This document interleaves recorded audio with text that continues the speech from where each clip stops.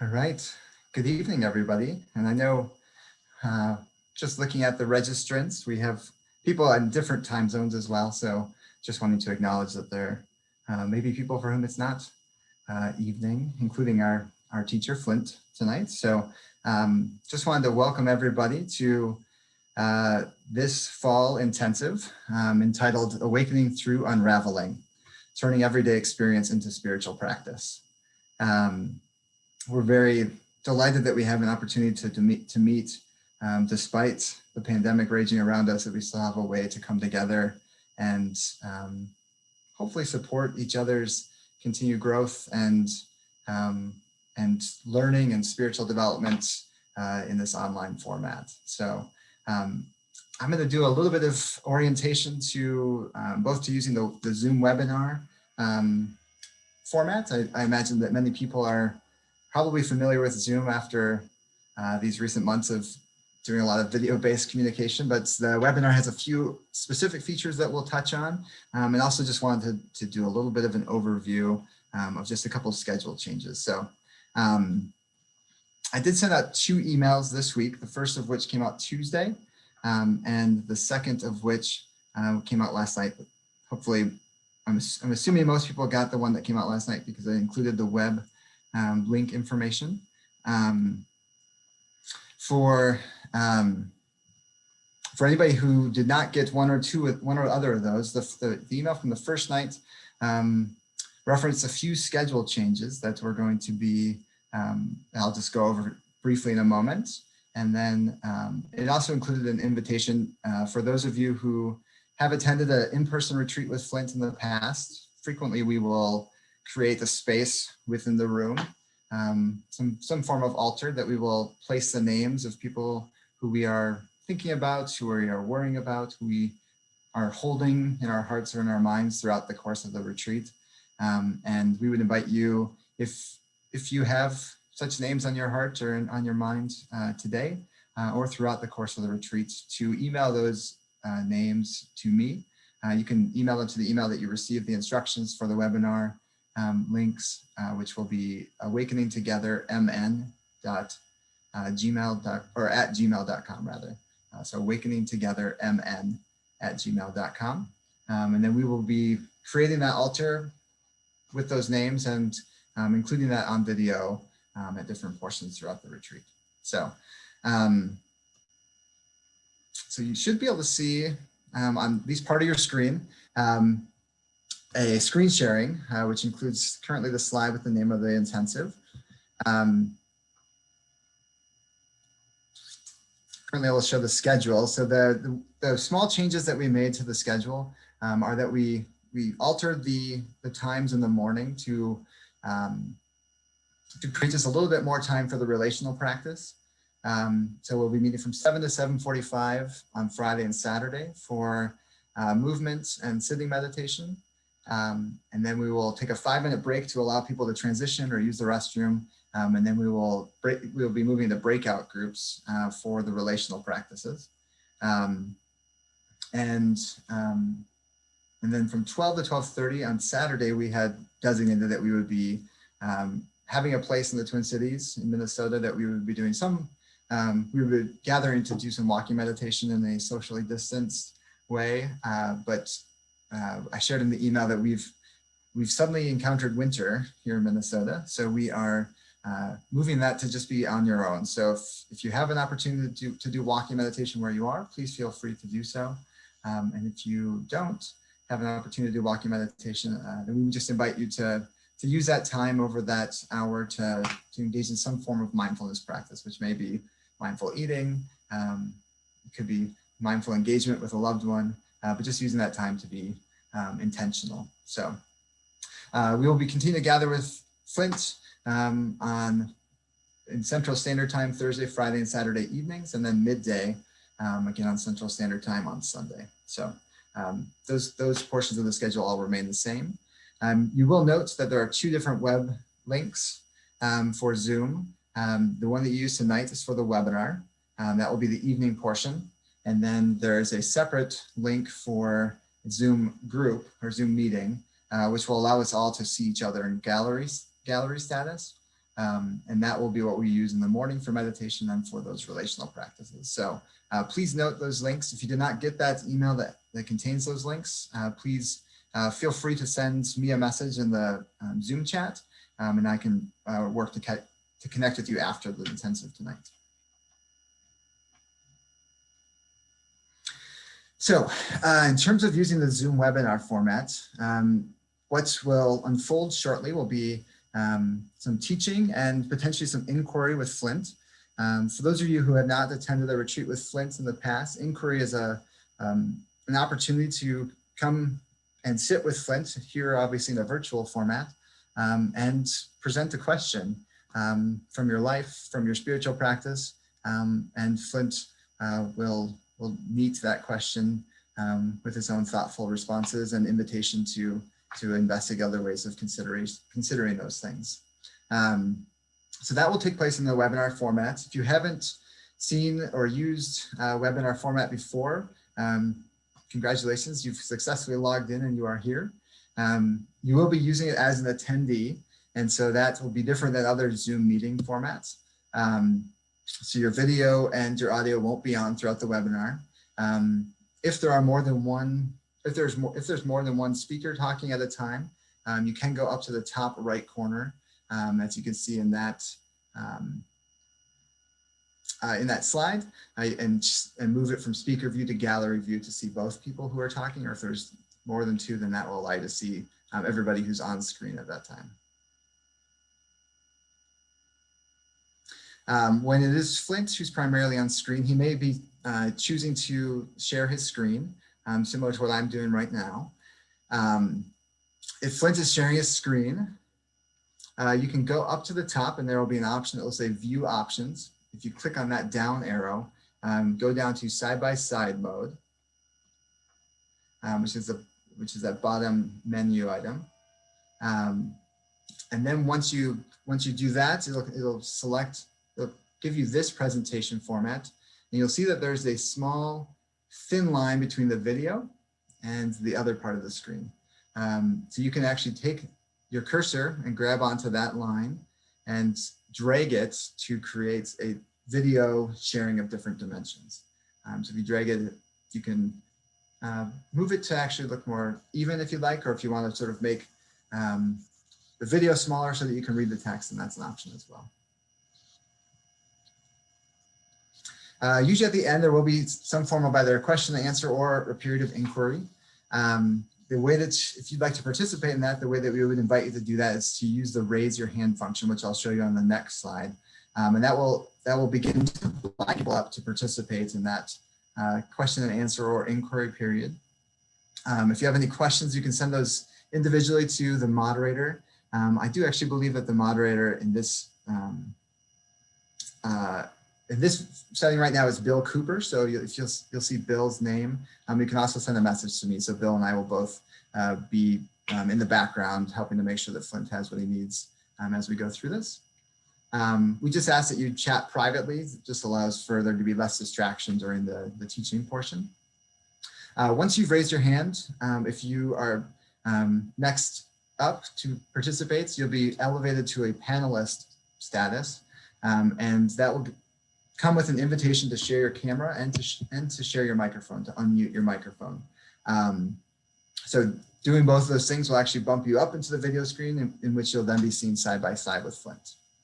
And we would invite you, if you have the option, to use headphones. Every once in a while, the absence of headphones will lead to some form of speaker feedback. And Zoom Webinar does have a little bit of a different control panel. So you'll see at the bottom of your screen, if you don't see it currently, if you just hover over the bottom, it'll populate with a menu. So you'll see those items there: chat, raise your hand, and question and answer. If you do choose the chat, it will give you the option of choosing either Bill Cooper or myself, and that will allow you to send a message that won't go out to the entire community, so it'll just populate for the two of us. If you choose to raise your hand, you just select the button and it'll indicate that you'd like to speak. And then we'll elevate you to that panelist status. So those are our primary instructions for using Zoom Webinar. we will now invite Flint to turn on his camera. So we're really delighted. This is the 5th gathering that we've been able to hold, starting out of Minnesota, with Flint. And Flint, I first became acquainted with Flint through Open Door Zen Community, which is in Madison, Wisconsin, in 2014, and began to attend retreats there and saw the community that was forming in Madison and thought, maybe if we bring Flint here, we can form something similar. So here we are, 6 years later, and we have a community that's forming and gathering on a regular basis, and we're really delighted to have Flint here. So Flint is a retired psychologist and a Zen priest and teacher who provides retreats all throughout the world, a little bit less so now that he's living in Hawaii and not actively traveling to many continents anymore. Flint is a dear teacher and a dear friend, and we're very grateful to have him with us over the next several days. And I will turn it over to him. Thank you, Ryan. Absolutely. Yeah, and thanks for orienting everyone so beautifully. It's wonderful to be here. There's always a bit of it's kind of a joke when I go in the fall to Minnesota to see if while I'm there it will be the first snow of the season, and often it is. I believe that those of you who are in the Twin Cities and close by have gotten some snow recently. I can't believe it's been 6 years, but it's been such a wonderful time to travel to Minneapolis, St. Paul, usually up after I've been teaching in Madison, and Suzanne Kilkus, one of our entrusted teachers there, who usually drives me up, and she gets to visit with her family, and so it becomes kind of a family affair, which what Sangha feels like so much. So I want to express my gratitude for the energy and commitment that's gone into all of these retreats and to this one now. There are so many of you from so many different places who are connecting, offering your energy and support and practice, and receiving the teachings and the care from everyone else in the retreat. Ryan mentioned that I have had the great opportunity of leading retreats so many places around the world. I was teasing someone recently that said if I could just do a retreat in Africa and Antarctica, it would have been on every continent. But now I can reach all those continents without ever leaving my small room here. And we're reaching many of them today. Thank you for Bill for his technical support, for Jessica and Austin and her support in making this possible, for Ryan and Emily for their continued generosity and support, and all the people in the Awakening Together community in Minneapolis, St. Paul for making this possible. The Awakening Together Sangha is our host. And so in some ways, I will be speaking as if I were there speaking to them, although everyone is included. There's no exclusion at all. But Ryan and Emily asked that I offer this particular retreat rather than just folding it in with another retreat to encourage the particular developmental stage that this Sangha now embodies. And I thought that was an excellent idea. And they've taken on the support of other parts of the retreat in a way that I think is a very important developmental step. So I bow to them in doing that, and for all of you for offering your support. It's in some ways a young Sangha, and also, just for background, it is full of psychotherapists. I say that because, when I first came to Madison, gosh, many years ago, it was to do some psychotherapy related training. When Ryan asked if I would begin in Minneapolis in the same way, I had gently declined. And I said, well, I don't think that the highest and best use of my time is in psychotherapy training, but I can provide a mixed, an integrated retreat in which the skills and the intention of people in these helping professions can be deepened through spiritual practice, and we can have a retreat in that way. So that's how we have continued. As I slowly nudge it further into the realm of a classical retreat from a training workshop format. So I welcome everyone, whatever your interests, and I've heard from many of you about your interest because of my invitation. I made that invitation because, as most of you know, I prefer and really love to teach collaboratively. This is something we share. The name of the Sangha is Awakening Together. And so to begin the retreat several days ahead, even a week ahead, by asking you to begin to think about not just what you expected and wanted in a way that you would as you came into a training, but what are the places that want to be touched in you? And so I appreciate the things that people have sent. The Awakening Together Sangha members hold the large container for this retreat. And we all know, just as a reminder, Buddhist retreats, Zen retreats in their format, tend to balance on three legs like a stool. There's meditation and other practices like walking meditation, sitting meditation, other wholesome practices, teachings and study, like Dharma talks, or maybe there's a text that we're studying, and then the work with a teacher or a spiritual friend or leader. And all three of those components we will get to have in this intensive retreat, even though we're doing it in the online format. There'll be sitting meditation each morning. You have invitations to do walking meditation and other mindful related practices during the day. Number two, teachings. We will have talks and inquiry. I'll also just make a small technical note. You know, on that little bar where you can raise your hand, there's the little thing that says Q&A. Ignore that. We're not using Q&A. But because we talked about Q&A, some people will go to that. If you want to speak later on when it's time, just use the hand raising. So we'll have some teachings.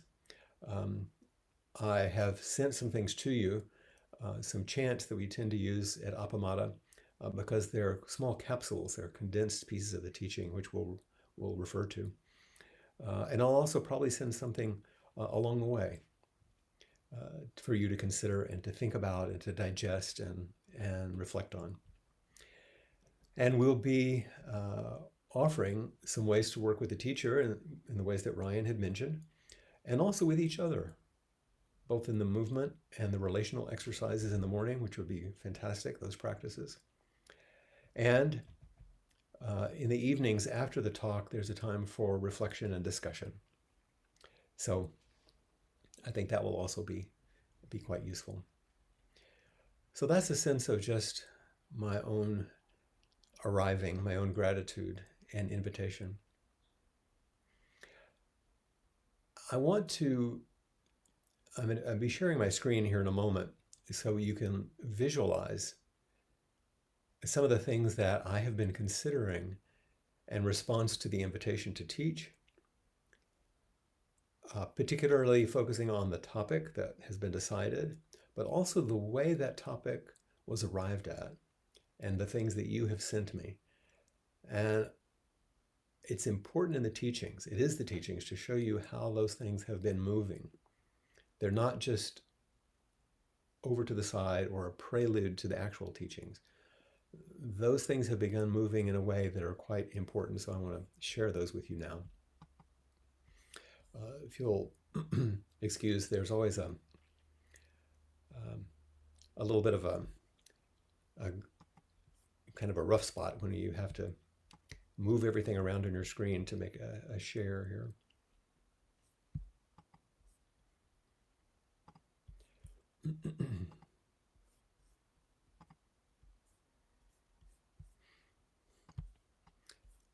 Okay.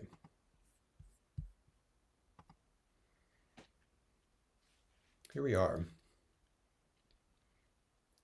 Our topic, Awakening through Unraveling. I was really inspired and encouraged by this title, which was arrived after some discussion by the members of the Awakening Together Sangha, and then in collaboration with me.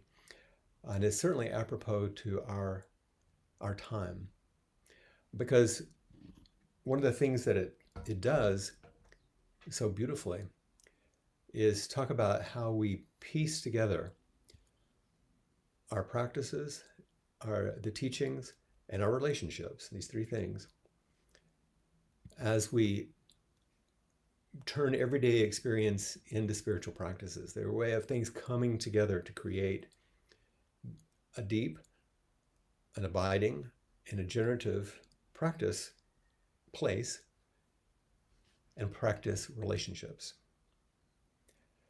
And of course, it's a beautiful title given the circumstances of our world these days. It's also the circumstances of the world the way it's always been. It's just there seems to be an increasing power in what we feel is this unraveling, this falling apart, so that we turn toward our everyday experiences and have to find our practice place there. And that turn, in the information that you got, I selected this small poem, which some of you may have seen before, from a Zen teacher. The barn's burnt down, now I can see the moon. That we know that it's only through loss, or like in Leonard Cohen's famous words, the cracks through which the light comes in.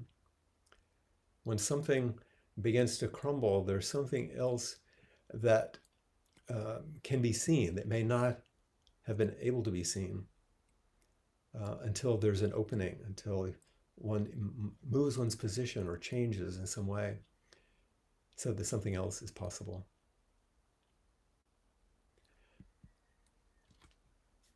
When the discussions began about this topic and these teachings, we were, like every human being in this case, kind of all over the place trying to decide what could we pull together. It's like pickup sticks or things tossed, like how would you knit them together to really take the best advantage of this deep intention that we have to shape things in a way that would be useful, it would be transformational, that would be wholesome. It seems that there's so much that is new, but so much that is being lost right now. A huge amount of our ordinary way of living seems to be crumbling, changing, transforming in some way. And there are things that are emerging, like this retreat, which might not have happened. So the question was presented, so how do we practice with this duality, with these two opportunities? And the first thing that we touched on that's so foundational, and let me tell you, past this point, what you're going to see on the screen, starting with community, with practice, with awakening, the only two things that are going to be on the screen that I wrote was everything is lost, everything is new. Everything else you're going to see are words that came from the initial meeting that created this retreat.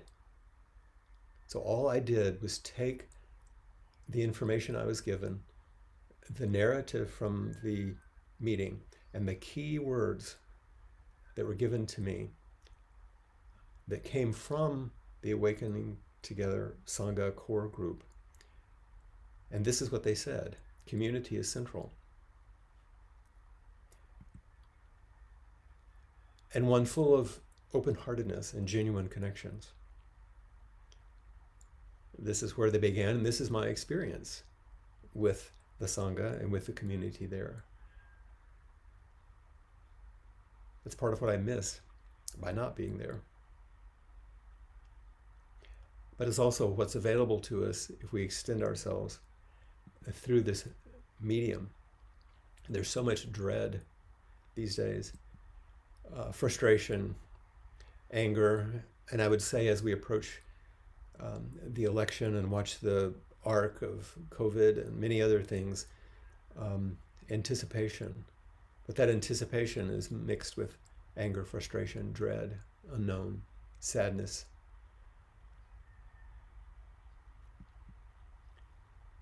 And at the very same time, there's a freshness and a potential for growth that comes as we can no longer hold to the things that we did previously.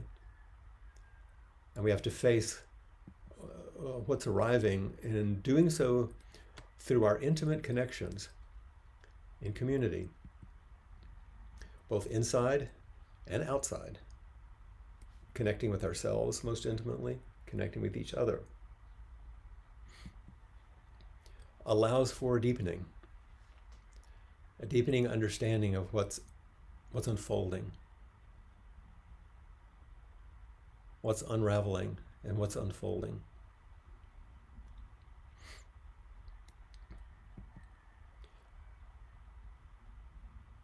I heard that so many people were longing to be comforted, to be held, a very intimate aspect of that connection. And the group spoke about friendship as transformation, which we know from our Buddhist teachings is the essence, our Sangha. Spiritual friendship is actually the core. All of this under possibilities for what's new.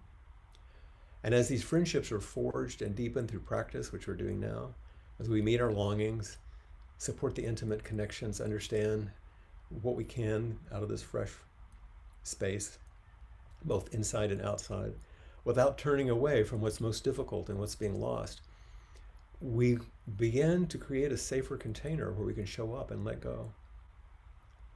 Show up and release or relax into that space. And over time, it allows us to create wholesome actions in the world together, to do things, to show up.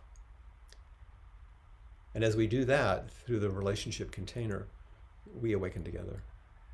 And this is how Sangha blossoms.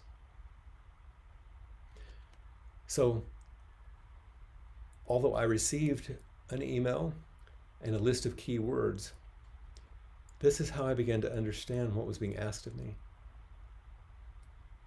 But that was just the request for me. It was actually what's being asked of all of us. To not turn away from what's difficult. To accept that there are things that are new. Through intimate connections in our community, we show up and see what's possible.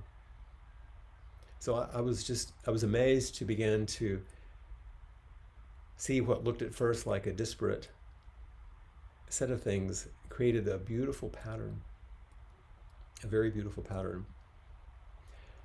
And I tried something else. I took everything that was written, passed it through a word cloud, and look what came up. Practice, community. There are things about the heart and thought, heart and mind, meditation and practice. We discuss things in our community using words and ideas.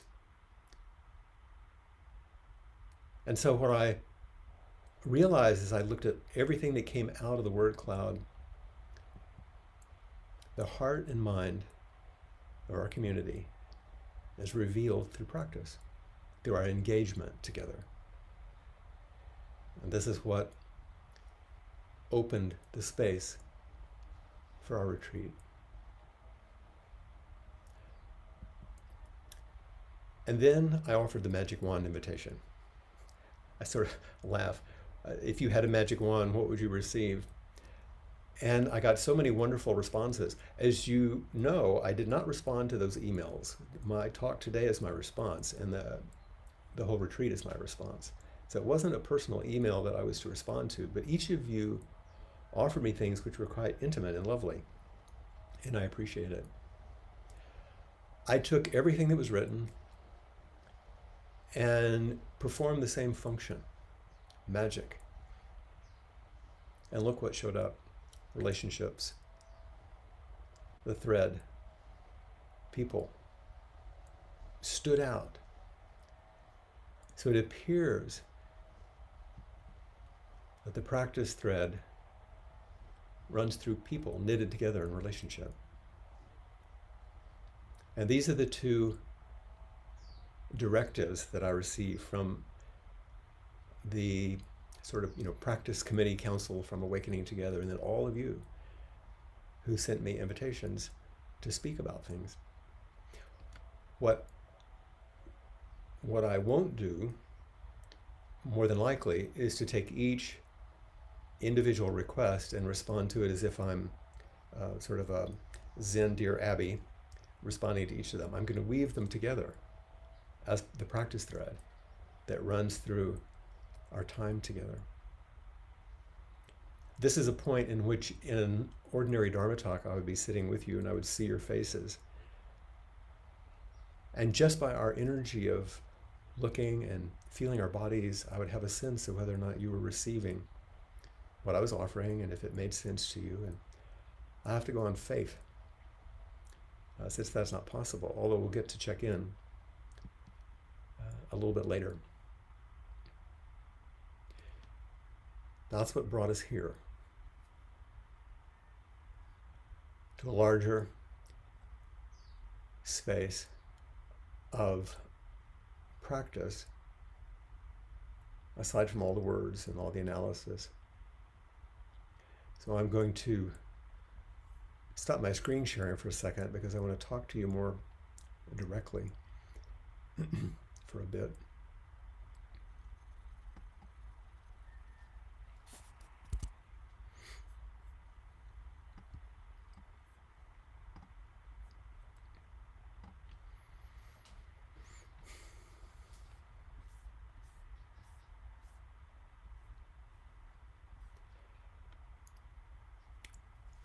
And although I had prepared some things I wanted to speak about, which I will, this morning, as I was going back over everything that I hoped to speak about that would be an encouragement, and remember, a Dharma talk isn't a lesson. It's not necessarily driven by content unless you're studying some particular thing. It's driven by these bits and pieces, by our lives and our connections, by inference and intuition and love, and by the awesome quality of the space that holds it all. And so I asked of myself, what would if I had a magic wand, what would I send back? What would be the thing that I wanted you to know? And I thought about several of the things that I've spoken about already, the number of therapists. So many of you I know well because I've spent hours and days with you in retreat. Not just in Minneapolis, but I know many of you from other places. And so I decided to write my own statement, partly about what I wanted you to know and partly in response to all the things that you had written me. And I'm going to send this back to you. You'll receive it in an email when you receive the video recording of this talk, which you can review and look at again. So you won't have to write it down or take notes or remember if you don't want. I'll be sending this to you. It's just 2 paragraphs. But this was my message back to you if I were to write my own magic wand. Spiritual practice does not solve problems. Spiritual practice does not solve problems. Spiritual practice, despite the contemporary, seemingly ubiquitous and instrumental use of mindfulness, is not a coping strategy. Wholesome spiritual practices both invite and reveal the presence and spaciousness in which all problems are created, in which they're met and transformed. Waking to the deep and embodied reality of impermanence and interdependence eventually defeats all of our ideas about certainty, permanence, and the pervasive and inevitable ways that we place our personal perspective of things at the center of what we imagine to be reality. And awakening is not a new and better personal perspective. What we awaken from is all of our personal perspectives, beliefs, habits, illusions. Awakening is a leap beyond all personal perspectives and realizes each perspective as partial and provisional. And this realization is called wisdom. Meeting the relentless unraveling, undistracted by our personal conditioning and reactivity, remaining close and responsive to each transient moment of experience is compassion. Everything is included. Nothing is left out. There's no more sorting into good or bad, higher or lower, right or wrong, pure or impure. Everything belongs.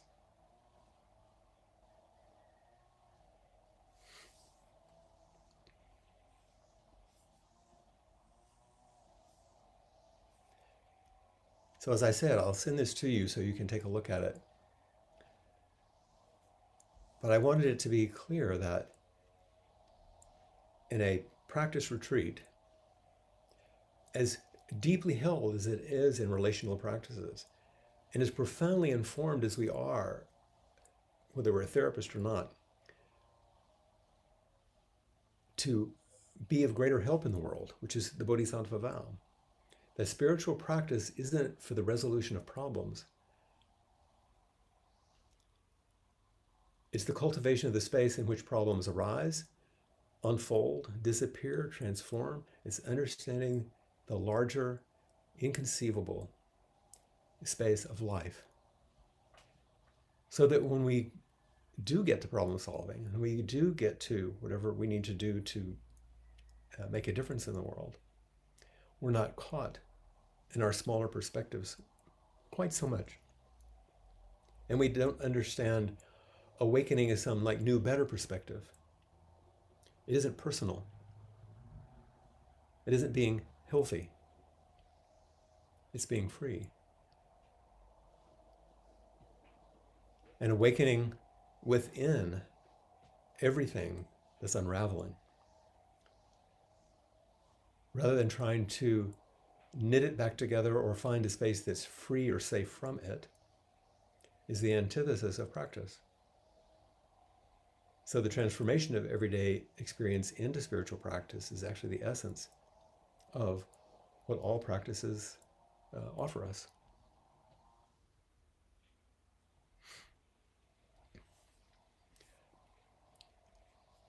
So that was my statement. Now I'm going to reflect back what I heard you say to me. This is my own, some people say it's like my jazz riff, my improvisation on a large number of emails, which I read carefully. I took all of the content. I did the word cloud. I did everything I could to understand what were the key fragrances, what were the essential taste, the notes, like in a beautiful dish or wine or something. What was there that I could really take? And there were a number of things that were spoken about, which of course had to do with transitions and challenges, because this is the place we find ourselves right now. And in the multiple and powerful transitions that are happening all around us, there was often noted a feeling or a sense of being lost. And so there was a request for teachings about how to move through transitions, how to face fear, how to deliberately unravel some of the habit patterns and automatic ways we respond when we feel completely engulfed. And I know that many of us feel totally engulfed by these things these days. With the overwhelm and confusion that arises, often we're paralyzed and feel not quite so able to act. And because of the pandemic with our separation, there's this loss of nourishment that comes by our separation. As the demands are heightened and this gap increases, so that we often feel a deep sadness, sometimes grief and mourning, certainly that longing that I spoke of earlier, and sometimes a fierce rage.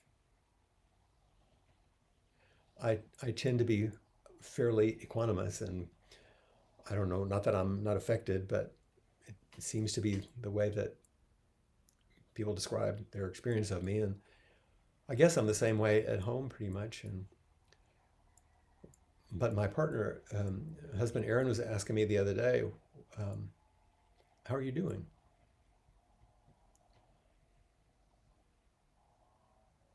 And I said, I feel overwhelmingly rageful and in deep despair. He's like, oh, really? And just the naming was useful. And it helped me acknowledge that and to continue without denying it, but also not being swallowed up by it. And the renewal of important commitments, deeper dives into things that were important to me and might be important to you, insights into these kind of vital truths, and the cultivation of greater intimacy are antidotes to what's probably moving through all of us. And it's something that we share. So these are some of the things that you were telling me about transitions and challenges. But remember, on the word cloud, relationships showed up more than anything else. The difficulties and the challenges in relationships right now. And one of those challenge edges is about forgiveness. Forgiveness and acceptance. Maybe in ourselves, maybe with loved ones, maybe in the larger world, maybe our leadership. And coping with resentments, both ours and the resentments that we receive from others. And several of you spoke about how intimate relationships in this last year especially have unraveled. There's been tremendous loss. So how do we live with this? Transitions and challenges, relationship struggles. And then the next broad area was fear, anger, sadness, and overwhelm, which I've touched on a bit, but there was a request to speak about how we could release our agendas and open to a more expansive awareness, a kind of a love that's inclusive, not as a way of denial or turning away, but actually a fuel. That our irritability and impatience turned on its head is a desire to help awaken others, to respond compassionately. And some people talked about very specifically their struggle with anger. And I would say hate. I don't think I've spent a year in my life where I have heard this many people start a sentence by saying, I really hate, and then something, someone. Feeling unappreciated, unseen, unheard, unknown, and how to develop skills to express yourself more clearly and to set boundaries more effectively. So along with the transitions and challenges, our relationships are shaken, these kind of emotional things move. And then the next category, which was strong, was how to connect with a deeper presence. Certainly with other people, how do we connect with others who understand what this pull, how strong the undertow is to go with the despair and difficulties right now? And how do we share our willingness to work with a lot of intention to stay centered, grounded, and loving, to practice loving presence, deep listening, clear seeing, and meeting what's there to build a kind of resilience. And with that connection and with that resilience, to marvel in the everyday and receive nourishment in each moment. So these are the things that you spoke to me about. And for those of you who had not submitted something, or those of you who had and were looking for a response, this is what I heard. And you heard mine. And there's a curious thing about all of that, about what's opening with us now, not just in some Buddhist teaching, that we are living Buddha's story. Think about this. Siddhartha Gautama was a prince who had it his way. He was protected, healthy, apparently had everything he needed, and very likely might have felt entitled. And I think we all have to admit, certainly those of us living in at least those of us who are white middle-class Americans, and there may be many people online who are not, and I know there aren't, feel as if somehow we've been robbed of something with all the loss, as if it's ours. And it's not what we expected, not what we anticipated. It wasn't what we hoped for. And the Buddha, I think, may have had some of that too. He wasn't the Buddha then, he was a young prince. But remember the background. At his birth, the sage had predicted to his parents that he would either be a great political leader, following his father, or a great spiritual master. And the parents had a preference. They wanted him to be a political leader, and they protected him. So he would not become a holy man, a sadhu in India, and abandon his life, the life they saw for him in the future. So this is an old story, but here we are. Things are turning. And he lived that dream until he could no longer live that dream. And something called him to step out of the perfected container and to see the larger world for himself. Some of us have been called to that through spiritual practice. Most of us have been shoved violently and harshly into realities, maybe our entire lives. And everyone has their story. Every single person here listening right now could tell the story of how they were shoved out of what they hoped would have been a life that they preferred. And some of us have chosen things that were harder. And what the young Siddhartha Gautama saw when he stepped out of the palace, and think of the analog as the fires burn across the ridges in California and Colorado, Oregon. As people take to the streets, Black Lives Matter, and so many other things, as you hear the hatred and difficulties of certain political factions in the country and the clash of all of them, what Siddhartha Gautama saw was illness, old age, death, poverty. He also saw a sage, a wise man. We look out, we see a lot of illness, a lot of death because of the pandemic. Many of us are getting older. But we also see the aging of our infrastructure, our country, our ideas. And we see wise people attempting to offer something. It's not that different. Everything. And opening to it all. Everything that the Buddha was taught to ignore. or avoid began to wake him to the suffering of the world. And opening his eye, which was the beginning of wisdom, and opening his heart, the priming the pump of compassion beyond the prescription for a good life he had been taught, turned him. He had a prescription for how to live his life. It didn't make any sense based on what he was seeing. And we have a prescription of how we lived our lives, but it doesn't actually operate that well at the moment sometimes. And then the young Siddhartha trained with teachers who taught him powerful transformational practices, which allowed him to manipulate his mind and his body in remarkable ways, his consciousness.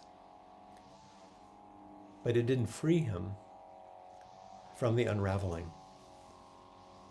It did not free him from the unraveling.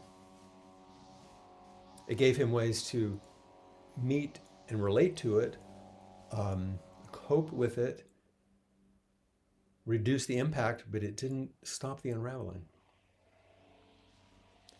And this is called dukkha, the dissatisfaction that comes, pardon me, when we take on and commit ourselves to a personal view only. So a conditioned consciousness, we may condition our consciousness quite beautifully. Maybe we are very concentrated. Maybe it's very elevated, but it's still conditioned. What is created and conditioned will eventually fall apart. All things unravel. There's an interesting unraveling that's happening right now. If you'll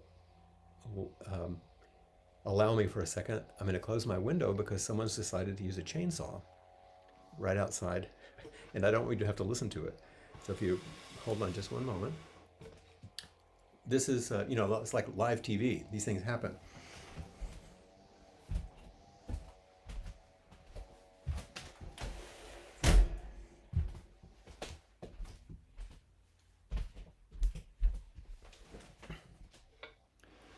My nice quiet space begins to unravel.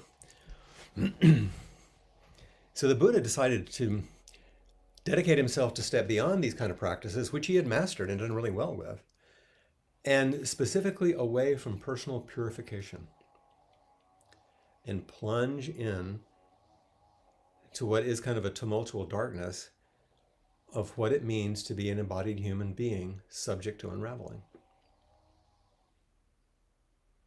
And he determined that spiritual practice, if it's worthwhile, beyond personal gain, should offer a radical freedom within it all, rather than an attempt to gain freedom from the unraveling. And that shift revealed a means of turning everyday experience into a practice path.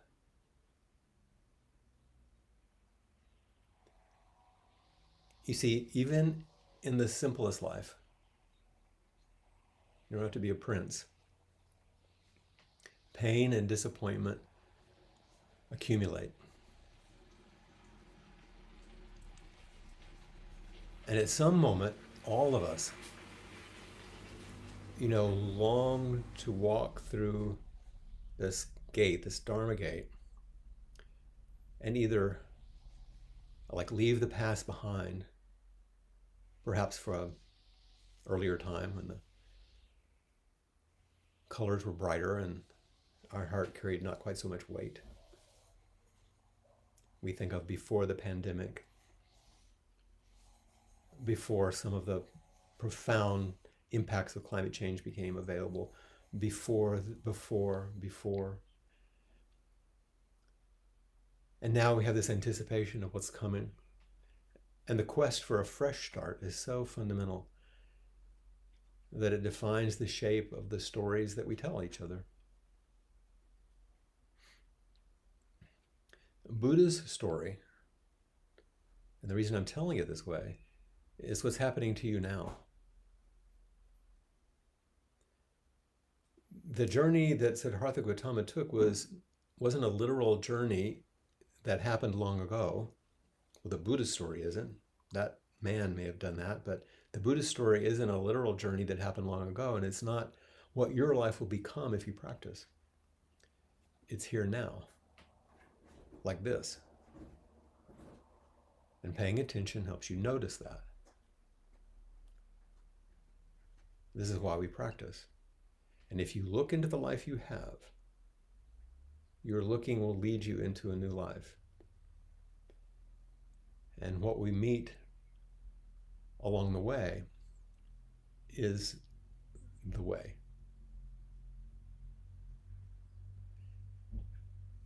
I think most of you probably have the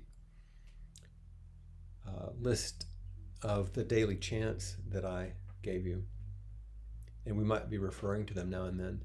And some of you are quite familiar with them. You may even use them in your own Sangha or in your own practices. But if you look on that sheet or that digital page where it says the 4 practice principles, you see the thumbnails teaching of basically what we've been talking about. It says, caught in the self-centered dream, only suffering. Holding to self-centered thoughts, exactly the dream.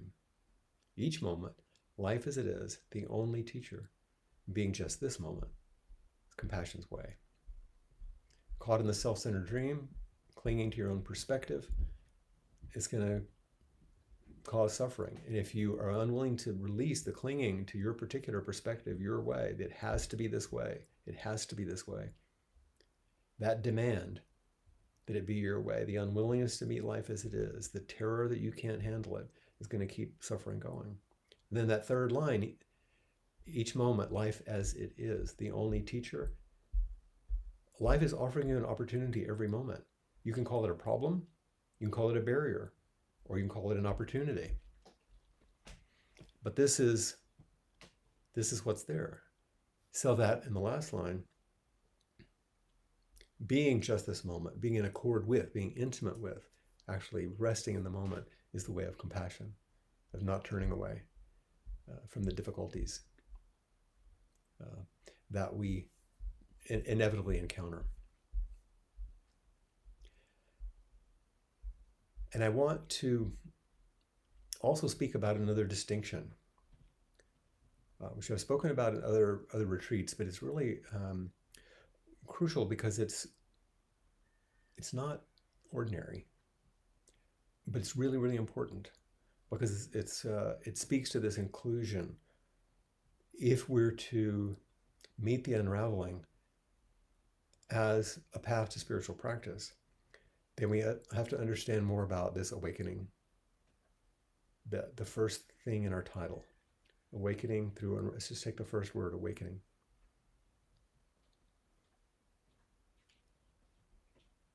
Now, most of you, I know, in reading and studying Buddhism and Zen in particular, we hear this much overused and much misunderstood word, enlightenment. Enlightenment, turning on the light, revealing. Enlightenment is about the brilliant illumination that lifts us out of the suffering world and is the focus of classical Buddhist literature.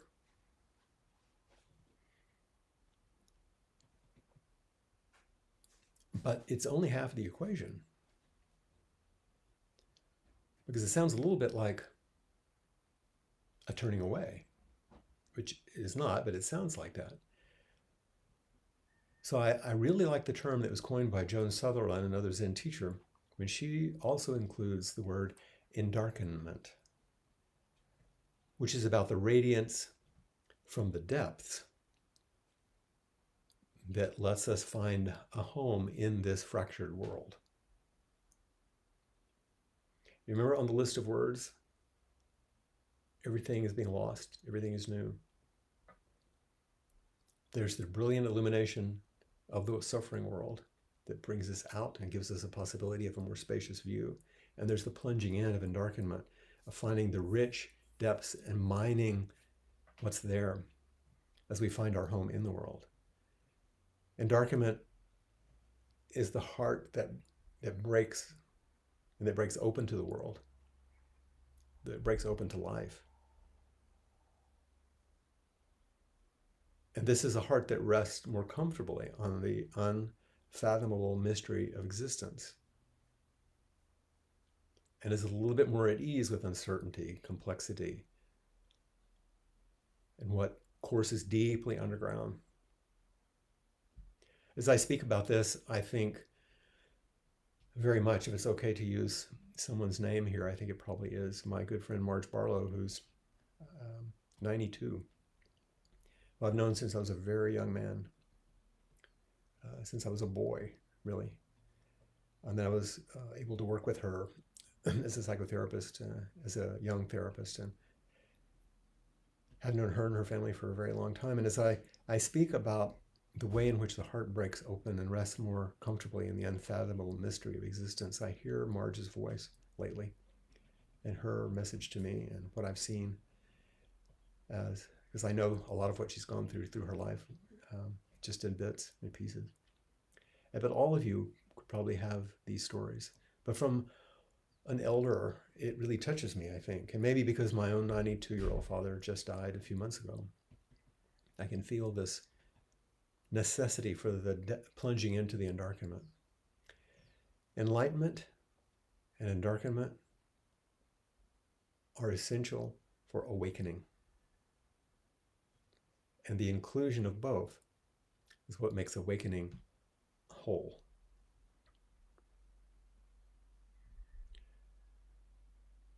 Everything comes out of the same dark, the same source. And in its manifestation is filled with the same light. This. And yet, as we know, there's more horror and viciousness than it's almost possible to bear these days in the light and in the dark. But this is what we need to include in what feels sometimes like the agonizingly slow and grievously uneven course of awakening. And so as we move from our private perspectives, our personal views, and take on the Bodhisattva vow, which we'll talk about later, to wake up in the world, for the world, with the world, everything begins to partake of awakening.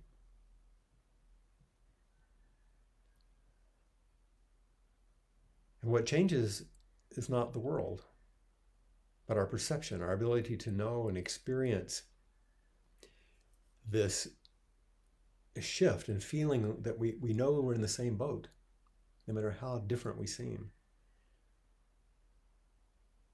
And we get tossed out of the boat into the tumultuous seas and wonder how we're going to survive. And instead of asking, like, how are we going to get back on the boat when we feel like we're off, we're asking, why don't you feel the planks under your feet?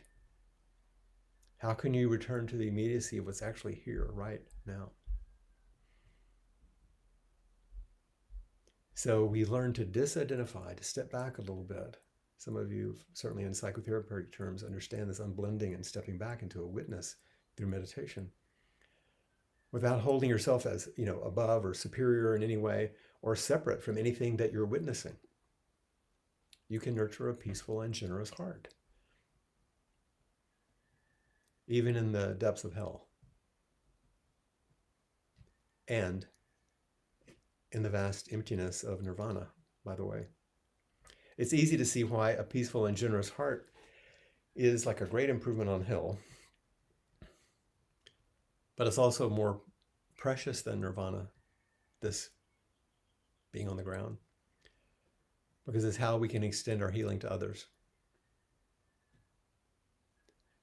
Problems in the material world need us, our minds and our hearts and our hands, and sometimes our checkbooks and certainly our perseverance, which isn't possible in the fleshlessness of nirvana. So it's this peaceful and generous heart that we're cultivating. Remember, community was at the center of things. and how we extend the healing without exhausting it within ourselves. Remember the desire for nourishment.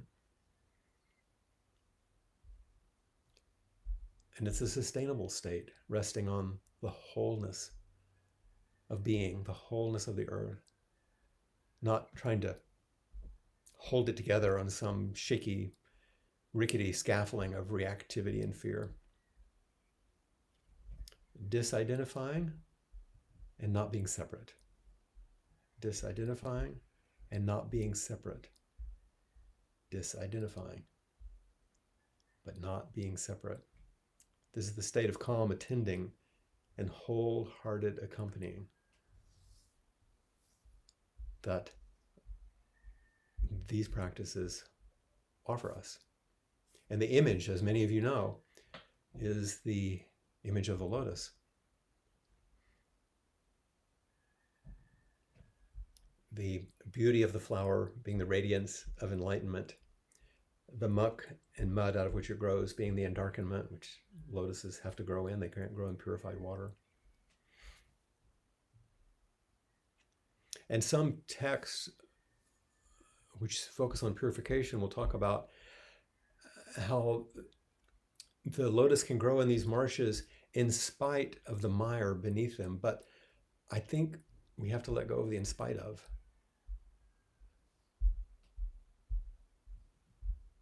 And we have to respect the years and the hard-won experience, like I was mentioning with an elder, the mistakes, the revelations, the griefs, the unexpected graces and regrets, perseverance and bravery, and on and on and on from all of our particular marshes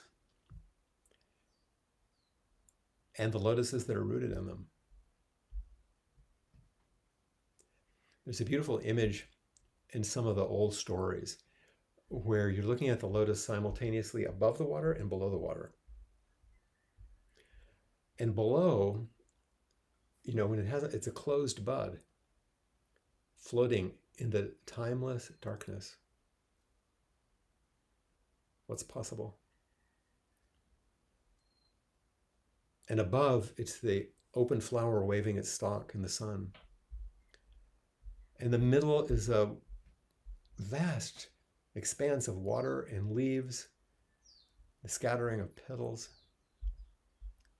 And this is the lotus of our awakening. All of it at once. All of it at once.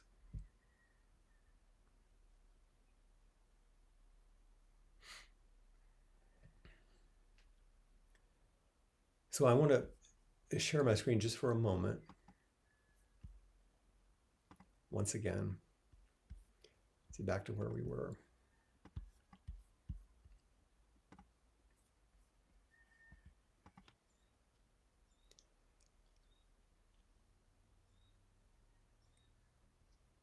And this spaciousness, in which, I chose this image because I like the beauty of the sky. And then there's that little edge of an umbrella, a little protection, a little something human, but colorful, where we can rest.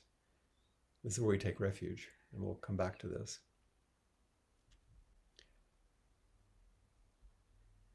And another poem, watching the moon at dawn, solitary mid-sky, I knew myself completely, no part left out. This is the request. No part left out as we watch the moon at dawn.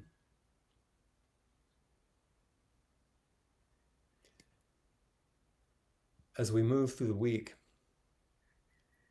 weekend, our title, Awakening Through Unraveling, today, we begun with awakening. This distinction between enlightenment and darkenment and how they fashion awakening as a wholeness. How the self-centered dream is the way we turn away, and how one of the most difficult to release and the sneakiest of all self-centered dreams is our spiritual dream. Our spiritual practices and how it can trap us as well. The preview, we'll go to the next word, unraveling, tomorrow. Awakening through Unraveling. And we'll talk about impermanence, the Buddha's teaching on the whole world is burning, the nature of renunciation, surrender, and what I call softening into strength. Then on Saturday, to our subtitle, Turning Everyday Experiences into Spiritual Practice, the turn, the gentle, tender turn. Understanding that it's our ordinary mind, which is the way that we make this turn, the fierce willingness that's required to open to compassion, to welcome everything, which we've noted. And then finally, spiritual practices, turning everything into spiritual practices. And we'll look at the way we sometimes are attached to our curative fantasies about practice. Some more distinctions between psychotherapy and spiritual practice, turning toward it all and how vow carries us forward. So this just gives us a little sense of where we're headed as we move forward.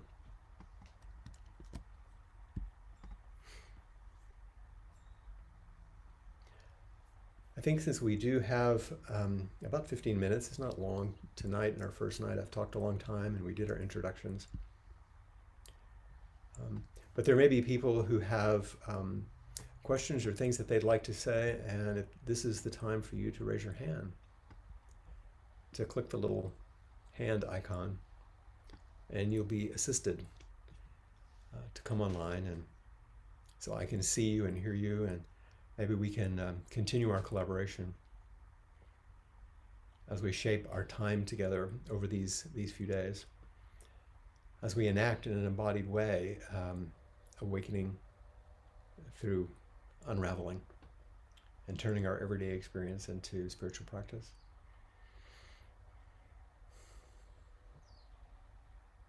So please step forward by clicking the little icon.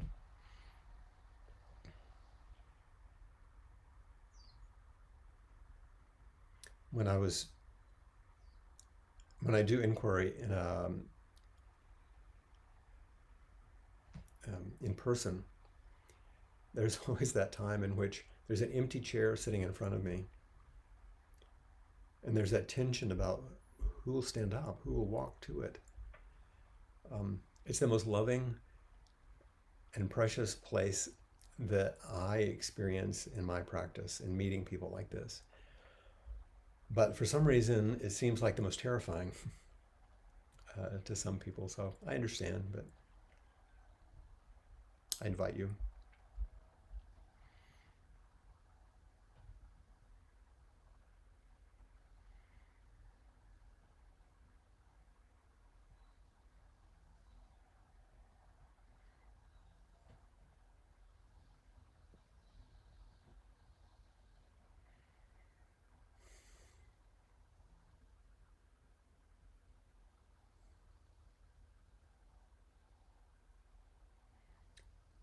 Brandon?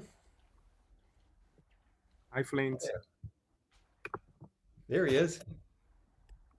Nice to see you in person. We were supposed to meet in Hawaii. Ah, that's right. That's right. Where are you coming from right now? Hong Kong. I'm from Hong Kong. Hong Kong. That's right. That's right. That's right. Uh-huh.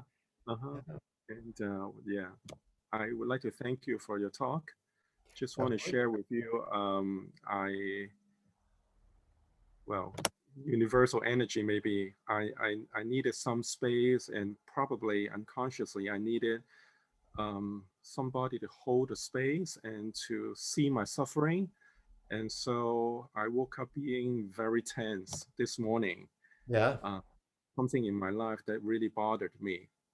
I realized that I was always in a situation that I had no choice. Mm-hmm. And this is probably in my head. And that's not the reality. But I Ah, believed that I had no choice. yeah. And when I saw your face in the beginning, Yes. I just started crying, and Oh, like a baby, like into a child state. yes. And so I just comforted the child, and I saw all the suffering, and I started grieving for the part that was never seen. Yes. The part that was like, oh, you finally saw me. Yeah. And You always now, thought that you had no choice. yeah.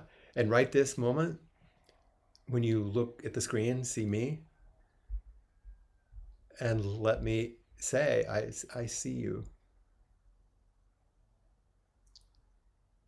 and I hear you, and you're welcome here.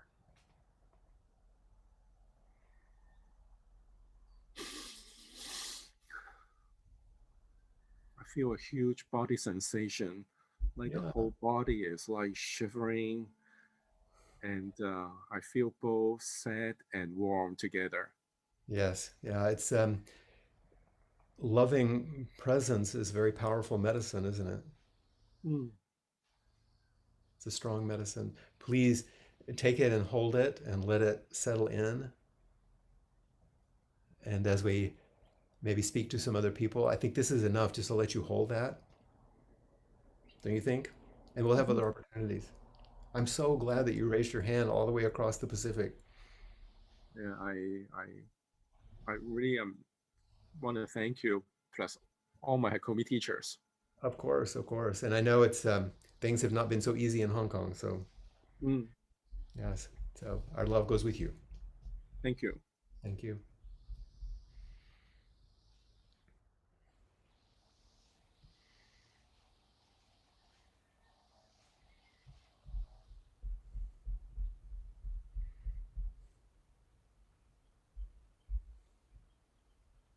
Well, I called her name and she came, looks like.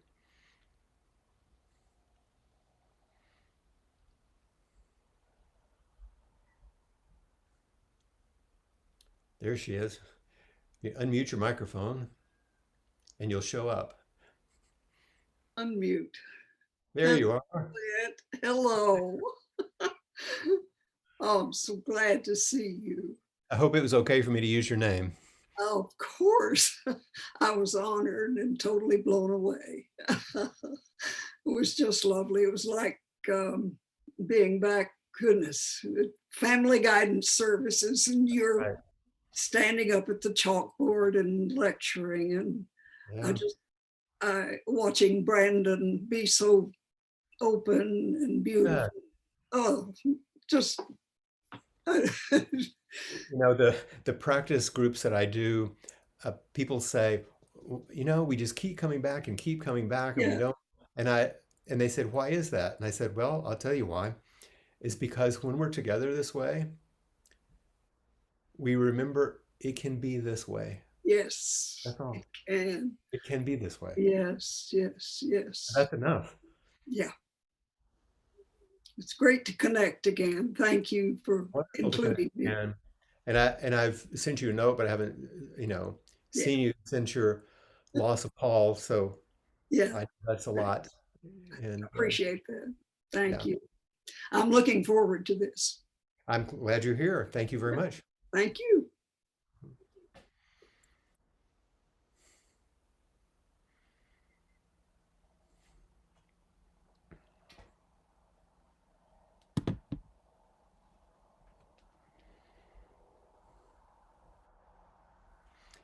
Hi, Emily. Hello. Hi. Hi. Oh, a room I'm familiar with. Oh, my heart is racing and the tears are already here. Uh-huh. Um, I find myself so grateful. Of course, gratitude is, I think, comes pretty easily to me when I'm paying attention. Um, um, but like almost awestruck when I first had the opportunity to meet you and start to know you and learn from you. It's like the simplicity of your humanness is so profound to me. Well, you get to see that because I stay in your house. Well, I keep thinking about that. I keep thinking about like oh man, like Flint's not gonna be here for breakfast. And like I'm like picturing like your suitcase and how neatly you fold your jeans and your little V-neck sweaters and like have it all, you know, in your incense and I'm realizing like I feel both this like I said to Ryan a few moments ago, like it's like a Flint wave just like washing over me, like like this sort of like relaxation after a lot of anticipation and planning. And then I have this sense of awe, and I know that you teach us that only a Buddha sees a Buddha, and like you offer so much, and I'm trying to see that within myself, Yeah, to offer myself that's the right. compassion. I'm offering a mirror.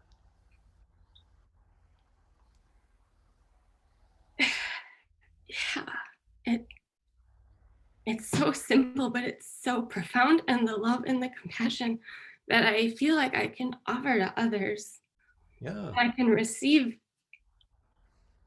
I have a hard time offering to myself. And But you just named it. What's the phrase that I always use in the beginning of a retreat? how simple are you willing to let it be? Yes. Say Or it is to me. there another one? Oh, that one, that one. Say it to me like you're telling me that that's the truth. Like you were teaching me. All right, Dr. Sparks. Yeah. How simple are you willing to let it be? Yeah. I do my best. I use a lot of words. But how simple are you willing to let it be?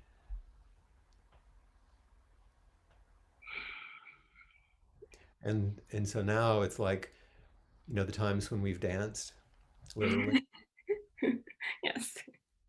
We have to just follow each other. Mm-hmm. Sure, there's someone leading and following, but after a while that falls away. You really Mm-hmm. don't notice that anymore. Mm-hmm.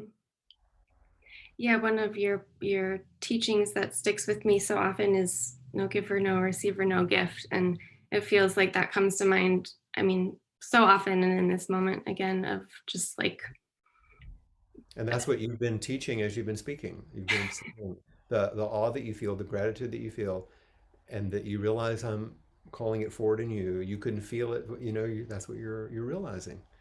But we sometimes need to acknowledge it and say it and share it. Because that's how it gets more simple. Because all the other things that we've held around it fall away, and that's the unraveling that allows the beauty to show. and it's so big. I think it's kind of like, oh, like, can I really let it in? It's so big and joyous, and I'm used to being in like the Yeah, struggle and the. your heart will get used to it. It won't. Thank you. It's so just incredible to have you with us, and thank you for everything. So when you finish, go down and make a cup of tea for me, and then you drink it. Okay. Okay. I will. Thank you. Mhm.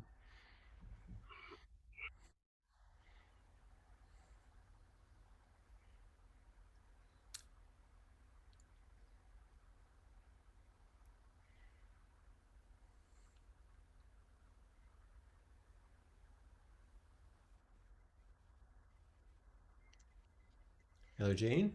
Hello, I'm so Hi. grateful to be here with you. We haven't met before. I want No. to thank Emily for inviting me to join you. We are colleagues.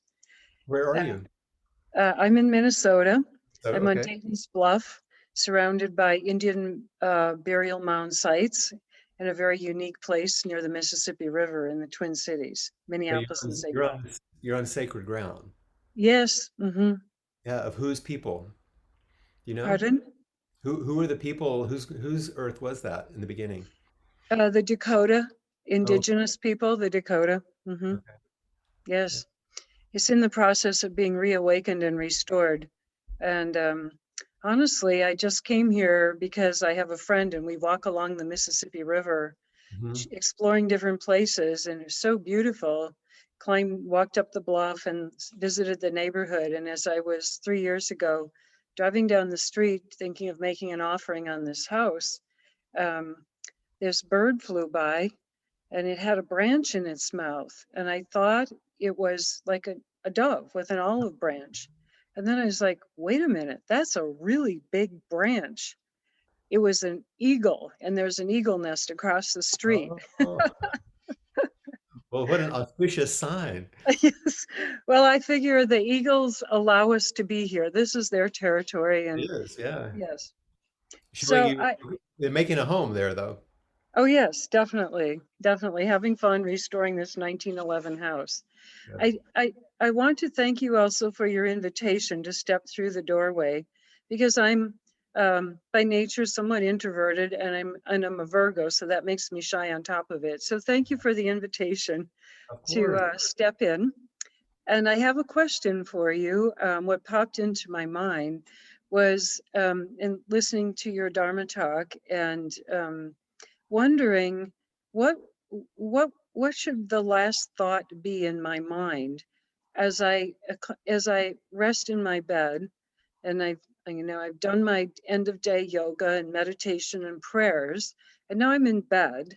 Mhm. And so what would be the last thought in harmony with this retreat that I would want to plant in my mind as I drift away into sleep?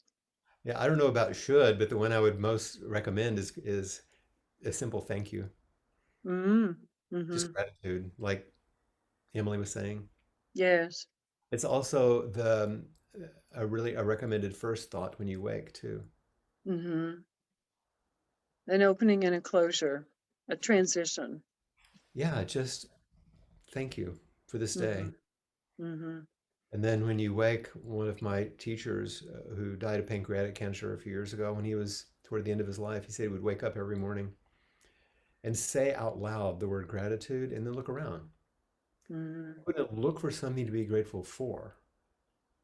He would step into gratitude and then say, oh, pain in my tummy, or new light in the window, or, Mm-hmm.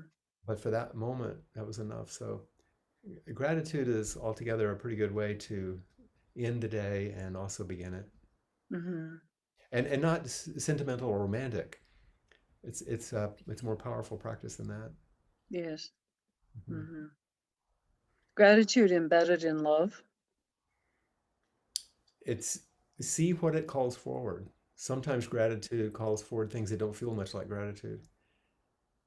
Sometimes it'll call forward humility. Sometimes it'll call forward generosity. Mm-hmm. Sometimes it'll call forward a sadness, a grief, Mm-hmm. but they can be held with gratitude. Yes. Mm-hmm. And the spaciousness and the capacity to call forward what's here and meet it fully is the practice turn of spirituality. Mm-hmm.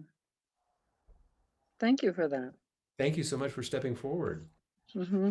This is, I get to practice when you meet me, so thanks. Yes. And I see that we're at the end of our time. There may be some other people who have raised hands, and hopefully we'll be able to talk to you at another time, on another day. And there are some times for discussion after these talks as well. So I will say goodbye for today. I'll send a few little notes along from today's talk for your review and practice, along with the video if you'd like to hear the talk again. It takes a while for it to be made, but not too long. And I think Ryan will get that to you.